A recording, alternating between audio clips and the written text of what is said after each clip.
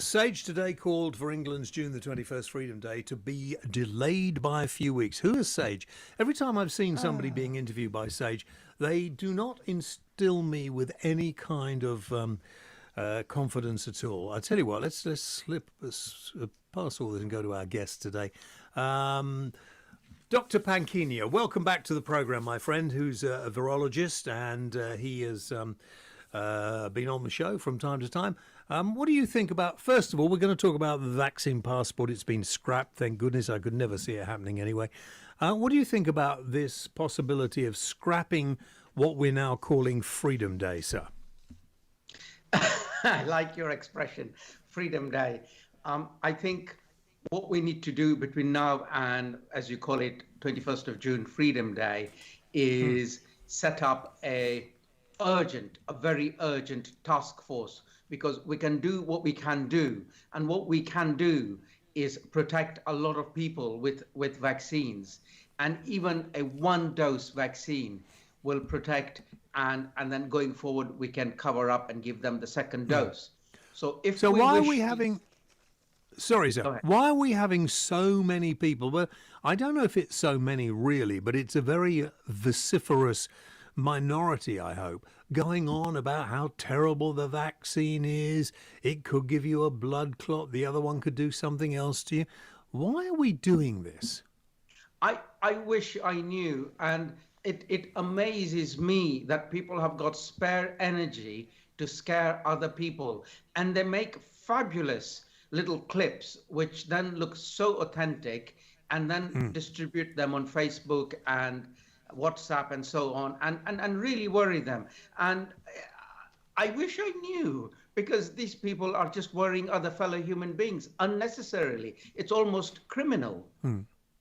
You see, and Dawn is here with me. I don't know if you've met Dawn before, but she and I are very anti-wearing masks now. In fact, I don't wear a mask anymore because I have underlying medical problems, and I've been asthmatic since I was about 8 or 9, so I carry one of these things, and I was finding wearing the mask is just getting really difficult and making life absolute hell. I've had both my jabs. I'm quite elderly, but I seem to be okay. We just seem to be in... One moment we're saying one thing is good, the next moment we're saying something else is good. Where are we on this? So all was well until we kept our gates open with respect to a known risk, which was the more infectious variant from India. This is extremely unfortunate, but we are where we are. It arrived, and we know what these more infectious variants do. They infect more people, and they infect more people more easily. So unfortunately, that's happened, and that's happening. And therefore, what can we do? I say, easy as we go, we will get out of this. Now then, immunize as many as you can, as fast as you can, even if it needs a 24/7 operation. Just the one jab will start to protect the population, because there is that conflict of, we're fed up of being in lockdown. We want to open up, but we don't want our 30, 20, 18-year-olds in ITU. What would we do? I think a lot of people are struggling with the idea, we have the Indian variant, and viruses, as we all know now, we're all experts on the subject, mutate, and they will continue to mutate. But the Indian variant doesn't appear to be causing a higher death rate. Can you just clarify the situation on that for us? Yes, indeed. So the Indian variant, the one thing that it does, without much doubt, is it's more infectious. So it takes less virus particles to infect you. It's easier to get infected. It is not bypassing the current vaccines that are in use, which is also good news. It is not causing any more severe disease compared to the parent virus. Of course, it is causing disease, but it is not causing more severe disease. So do you think June the 21st is realistic? I have my concerns, and my concerns are, because we've got now, unfortunately, several hotspots in the country, and with the opening up, those hotspots will get bigger. So unless we are going to have regional controls. But we can't have regional controls when we've got a blurring of where does the red line with the hotspots end and start. So we have a problem. But we can get over this problem. And getting over this problem would be a task force to say, stop your strategy of until I have enough vaccines to immunize twice, I'm not going to give them out.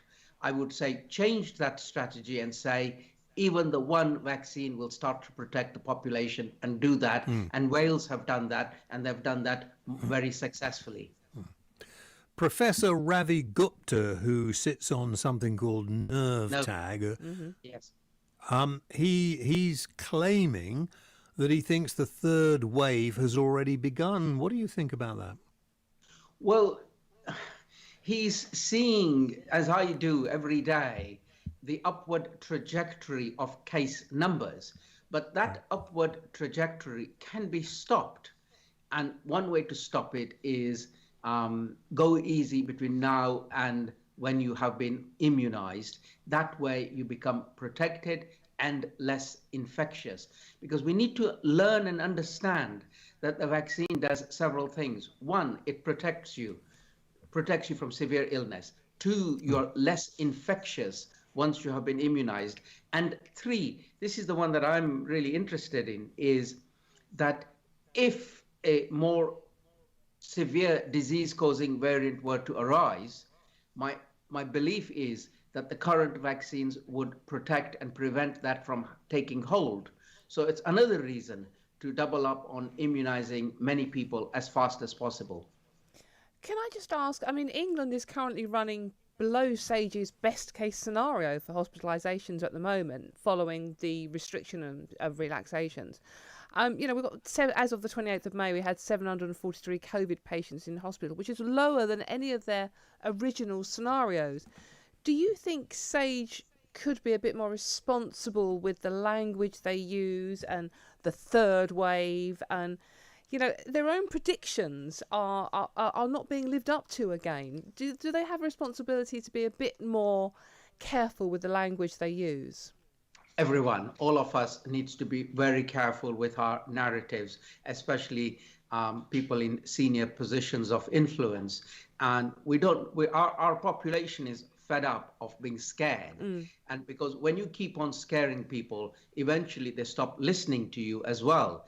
And we are at that critical precipice whereby we need to give further instructions, which are go careful as you go, be cautious, be careful. We've got a large number of young people to be immunized. There are these horrible variants arising in other parts of the world. These variants could cause severe disease.